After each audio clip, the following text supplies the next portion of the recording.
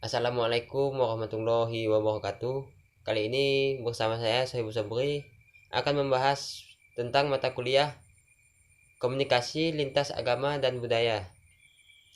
Di mana komunikasi lintas agama dan budaya adalah komunikasi yang sangat penting dalam kehidupan sosial. Jadi kita akan membahas tentang apa saja konteks yang ada dalam komunikasi agama dan apa saja konteks yang ada dalam komunikasi budaya, dan apa saja hambatan-hambatan yang ada dalam konteks lintas agama dan budaya. Jadi kita masuk kepada pembahasan yang pertama adalah konteks komunikasi lintas agama. Hubungan antar agama di sini hanyalah pada tataran kehidupan sosial dan tidak sampai kepada konflik teologis. Sehingga pembahasan ini hubungan antar agama juga sebagai komunikasi antar budaya. Karena terdapat banyak perbedaan antar agama dengan agama yang lain, sehingga menimbulkan adanya komunikasi yang sangat baik. Misalnya antara dua orang Islam dan Yahudi, jadi ketika komunikasi antar orang-orang yang berbeda agama, berbeda bangsa, dan sekelompok ras, komunikasi tersebut adalah komunikasi antar budaya. Kita langsung kepada pembahasan yang kedua, yakni konteks komunikasi antar budaya. Salah satu kunci untuk menentukan komunikasi antar budaya yang efektif adalah pengakuan terhadap faktor-faktor pembeda yang mempengaruhi peserta komunikasi, apakah itu etnik, ras, maupun suku, yang dikategorikan yang memiliki kebudayaan tersendiri, atau perbedaan yang meliputi nilai, norma, kepercayaan, sikap, bahasa, dan persepsi. Sebenarnya sangat menentukan pola-pola komunikasi antar budaya yang menghasilkan kesalahpahaman, prasangka, stereotip, dan sikap diskriminasi. Jadi kesimpulannya, kita perlu memahami situasi dan kondisi di mana proses komunikasi antar budaya itu beroperasi. Dengan kata lain, kita harus menjawab pertanyaan dari lawan bicara, yakni yang berbeda budaya. Kita langsung masuk kepada pembahasan selanjutnya, yakni adalah hambatan komunikasi lintas agama dan budaya. Jadi hambatan di sini terbagi menjadi 4, yakni etnotrisme, stereotip, yang ketiga prasangka, yang keempat adalah rasisme. Yang pertama adalah etnotrisme,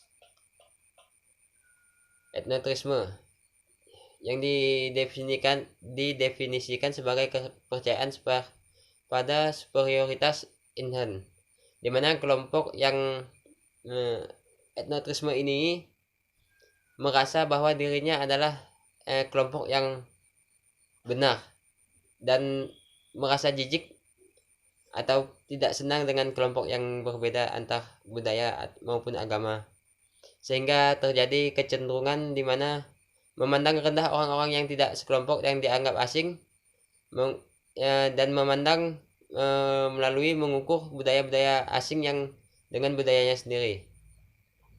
Nah, jelas sekali bahwa sikap etnotisme kita tidak dapat memandang perbedaan budaya yang itu sebagai keunikan dari masing-masing budaya yang patut kita hargai. Dengan memandang budaya kita sendiri lebih unggul dan budaya lainnya yang asing berbeda adalah salah.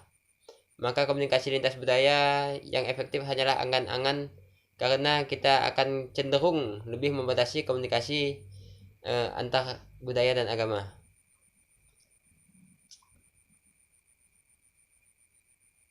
Jadi yang kedua adalah stereotip. Stereotip adalah mengeneralisasikan orang-orang berdasarkan sedikit informasi yang membentuk asumsi orang-orang berdasarkan keanggotaan mereka pada suatu kelompok. Dengan kata lain, perstereotipan adalah proses menempatkan orang-orang asing kepada kategori yang mempan, atau penilaian mengenai orang atau objek berdasarkan kategori yang sesuai ketimbang berdasarkan karakteristik. Jadi stereotip ini pandangannya menyeluruh.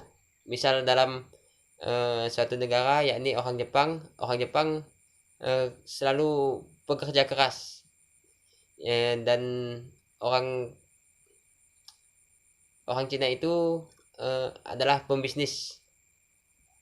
Seperti itu kita apa namanya ya, memukul rata yang kita ketahui, walaupun hanya sedikit, tanpa memandang individu orang tersebut.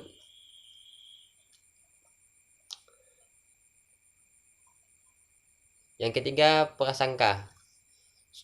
Prasangka adalah suatu kekeliruan terhadap persepsi terhadap orang yang berbeda adalah prasangka. Suatu konsep yang sangat dekat dengan stereotip. Prasangka adalah sikap yang tidak adil terhadap seorang atau suatu kelompok. Beberapa pakar cenderung menganggap bahwa stereotip itu identik dengan prasangka. Prasangka sangat menghambat komunikasi. Oleh karena itu, orang-orang yang punya sedikit prasangka pun terhadap suatu kelompok yang berbeda tetap saja lebih suka berkomunikasi dengan orang-orang yang mirip dengan mereka, karena interaksi demikian menjadi menyenangkan daripada interaksi dengan orang yang tidak dikenal. Ada beberapa contoh, misalnya orang Jepang yang kaku. Cara yang terbaik untuk mengurangi prasangka adalah dengan meningkatkan kontak dengan mereka dan mengenal mereka secara lebih dalam. Itu akan menjadi menghilangkan prasangka kita terhadap orang tersebut ataupun sekelompok ras ataupun budaya tersebut. Yang terakhir adalah rasialisme. Rasialisme adalah suatu penekanan pada ras atau menitik beratkan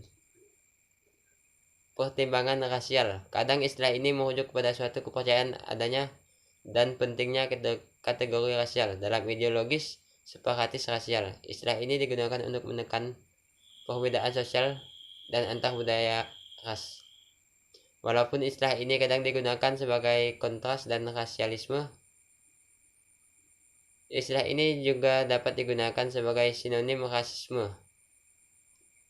Jika istilah rasisme umumnya merujuk pada sifat individu yang diskriminasi institusional, rasialisme biasanya merujuk pada suatu gerakan sosial atau politik yang mendukung teori rasisme. Rasisme di sini menjadi sangat berbahaya karena selain menghambat keaktivitasan komunikasi antar budaya dan agama, rasialisme juga dapat memicu pertikaian antar ras, di mana konflik yang terjadi akan sulit sekali untuk didiamkan dan berlangsung lama. Contohnya, konflik akibat ras yang pernah terjadi dan terkenal di Indonesia adalah konflik rasialisme anti-Tionghoa, di mana di Indonesia pernah terjadi pembantaian besar-besaran terhadap ras Tionghoa yang terjadi di berbagai wilayah Indonesia. Butuh perjuangan yang panjang agar ras Tionghoa diterima dan diakui sebagai negara Indonesia. Jadi kesimpulan dari pembahasan kita kali ini adalah secara khusus fungsi komunikasi antar budaya adalah untuk mengurangi ketidakpastian, karena ketika kita memasuki wilayah orang lain, kita dihadapkan dengan orang-orang yang sedikit banyak berbeda dengan kita di dalam berbagai aspek, yakni sosial, budaya, ekonomi, status, dan lain sebagainya.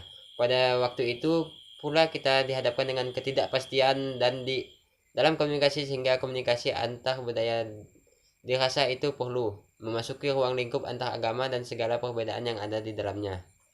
Mungkin sekian yang dapat saya sampaikan, kurang dan lebihnya saya mohon maaf.